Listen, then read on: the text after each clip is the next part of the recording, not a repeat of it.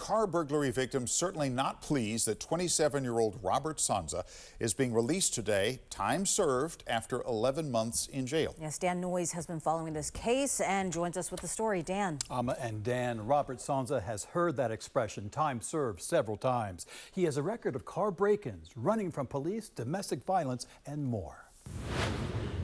Dan and Linda Olegas had their rental car broken into on September 1st of last year.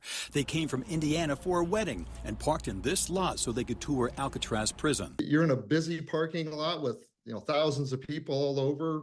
Usually that's not where crime happens. It happens at late at night and not in broad daylight. Not in good areas of the town, but this is a tourist site. They lost cash, a $1,200 iPad, a $3,500 laptop.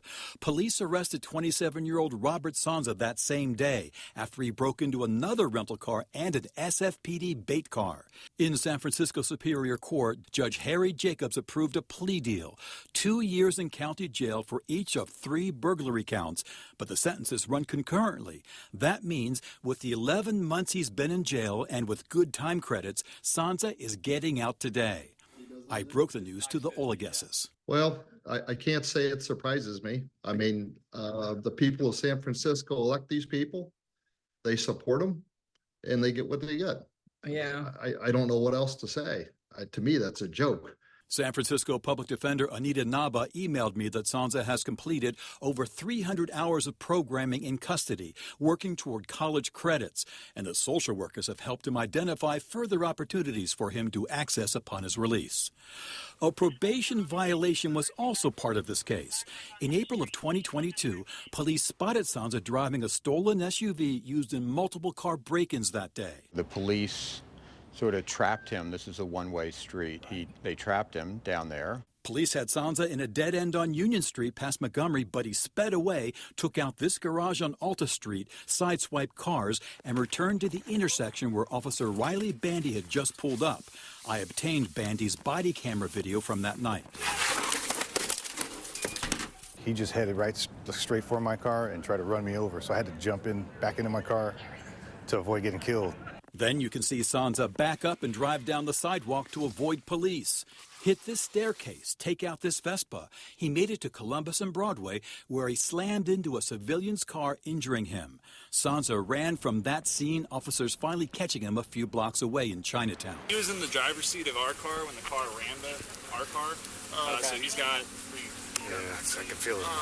I'm starting to feel my back kind of lock up. Tighten up? Yeah. Sanza injured 2 officers and that civilian.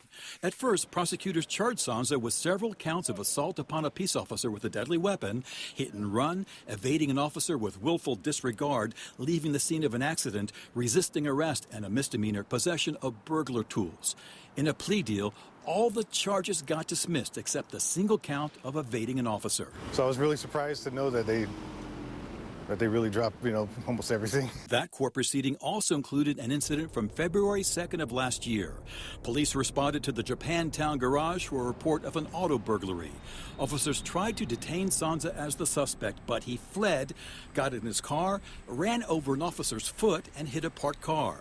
That case brought 9 more charges, including assault upon a peace officer, burglary of a vehicle, hit and run, and resisting arrest. I, too, am disappointed. I spoke to District Attorney Brooke Jenkins about Sanza's release after 11 months in jail. So the bottom line is you were pushing for more, but you didn't get it. That's correct. We believe, based on his prior criminal history, as well as the conduct in the new case, that this should be stacked time so that the old case and the time that he was facing for that should be stacked on top of what we agreed to in the new case. And the judge, again, having reviewed his criminal history and heard our arguments, disagreed.